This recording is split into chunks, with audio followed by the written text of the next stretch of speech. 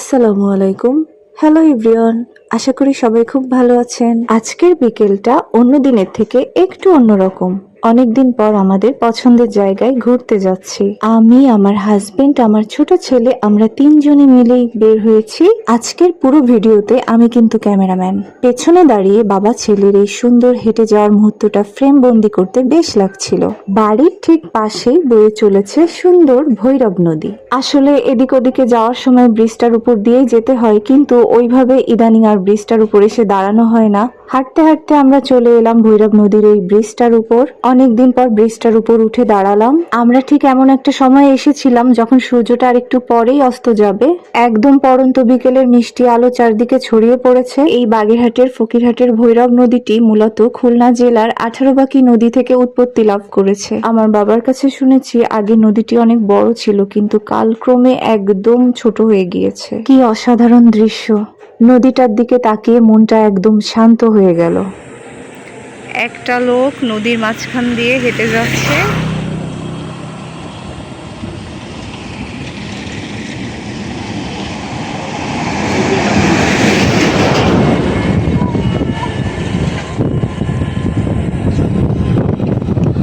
এটা আসলে কি পানির লাইন নাকি গ্যাসের লাইন? এইটার উপর দিয়ে পানির লাইন গেছিল।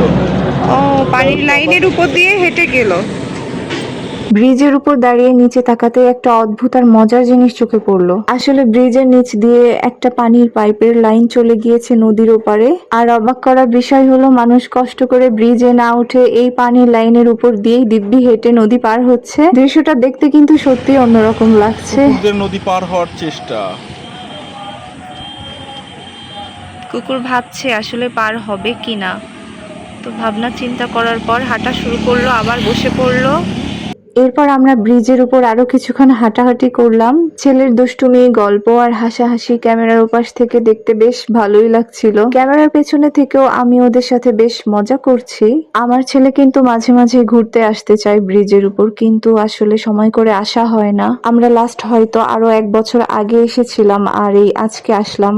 দূরের মানুষগুলো এই নদী ব্রিজের উপর আসে ছবি তুলতে, ভিডিও করতে, কিন্তু আসলে আমরা কাছাকাছি থাকি তো এই জন্য আসাই হয় না। প্রকৃতির এই সুন্দর পরিবেশ আর পরিবারের সাথে কাটানো এই সামান্য সময়টুকুই জীবনের আসল আনন্দ।